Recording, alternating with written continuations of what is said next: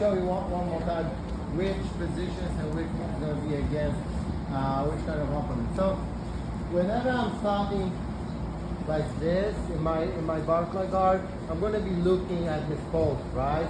So I can either pull it back, or if he's posting on my knee, I can push it in and now work my sweep, right? Like there's something in between as well. So if he's like posting like this, and my favorite kind of way to control the arm is to push it in. I can also push it back, make it light, and now I can push it in again. All right. So there are ways in between those two concepts as well, right? So that was our first option: hook sweep to this side. Now, whenever my opponent is setting up the angle in the way that I don't feel like I'm able to sweep into this side, I'm going to be looking for this knee lever, right? If my opponent is basing with his hand, I can always switch the angle of my sweep by pushing him towards his back.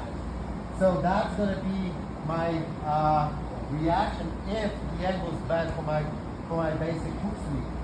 Sometimes though, I can use that knee lever only as an off balance. So again, just a side note.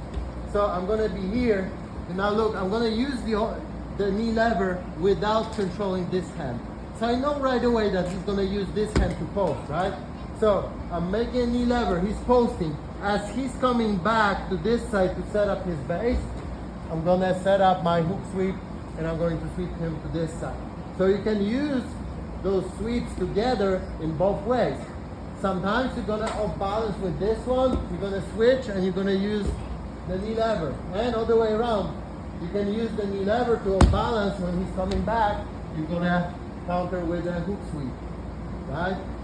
Now, another side note, if you're not able to bring him forward with those grips, with the grip on the collar and grip on the sleeve, so he's not engaging too much. Maybe he's stalling.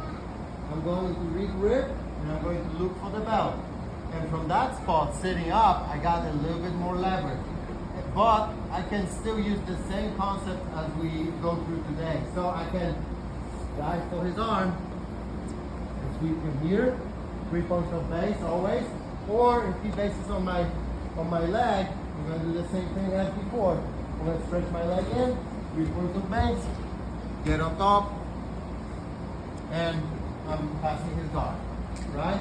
So this is another like same concept but different way of controlling, right?